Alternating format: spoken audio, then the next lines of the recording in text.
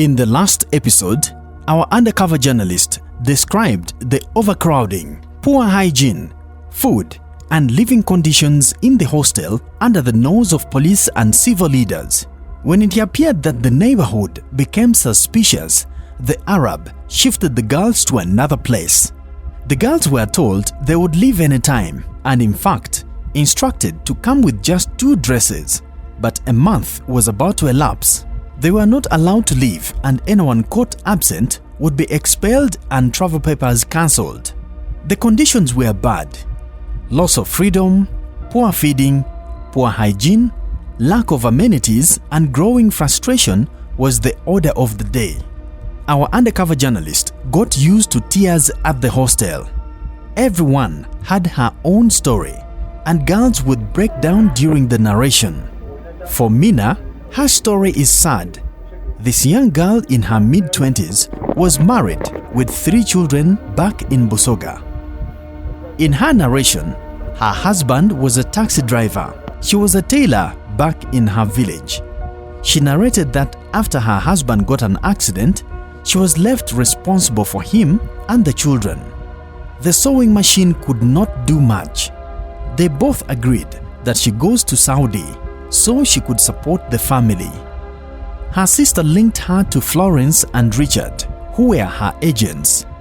She did not have a passport then, so Florence asked her to get 550,000 shillings for the passport.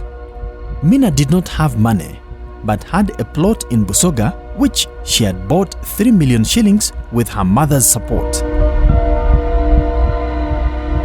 Because she was promised to start a process and go in 2 weeks, she borrowed 550,000 shillings with a collateral of a plot of land worth 3 million in an agreement that after a month she would return 600,000 shillings when working. Even after being convinced by Florence, she asked her to sell her sewing machine after being convinced how she did not have much time in Uganda. This was common in many girls at the company being told to abandon their businesses by their agents on promise that they would travel in less than 2 weeks. Mina had spent close to 6 months at the hostel. Florence took her money and did not take her on time as promised. The owner of the money took the plot of land because there was an agreement. She lost her plot and almost lost her marriage as the husband could not believe her story. She finally went after a big hassle. It wasn't only Mina with a sad story. Another girl disclosed how she was servicing a bank loan of 1.5 million shillings when her husband abandoned her with 2 children. She decided to take her children to her parents and got recruited in one of the recruitment agencies in Mengo in April last year. Months before she traveled, the company's license was suspended by the ministry and everyone was ordered to go back home.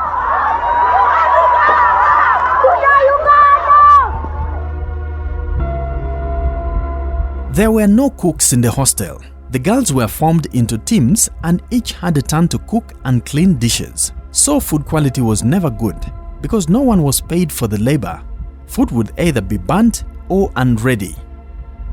One time, girls asked the Arab bosses to hire cooks and they overreacted about it, telling them that if they cannot cook here, what would they be going to do in Saudi Arabia?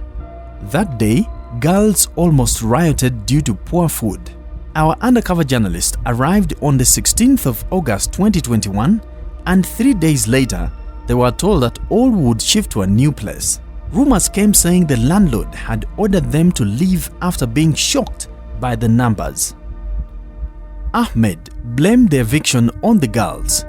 He said some girls had gotten used to the neighborhood and started jumping over the perimeter wall to look for men, alcohol, or escape back home. The girls were only allowed to leave the premises for medical reasons. But according to Matron Harriet, the house belongs to one of the senior lecturers at Makerere University and had rented it for 6 months at 3 million shillings per month. But the landlord discovered the premises were being mismanaged and local leaders were overwhelmed by complaints from neighbors about noise. There was not much to prepare to live with. The girls were ferried away in a mini truck, beds and mattresses. Our undercover journalist was told to stay with another colleague because they had not done medicals. The rest were hurriedly boarded on a mini truck on top of the mattresses while Arabs were driven away. She stayed with matron Harriet, her daughter Gloria, Christine, and one Arab called Majid, who was sleeping in one of the rooms. To start the process of going, they were then taken for a medical. The Gulf Cooperation Council, GCC, is a medical examination done on migrant workers traveling to work in the 6 Gulf countries of Kuwait, Bahrain, Oman, Qatar, Saudi Arabia, and United Arab Emirates.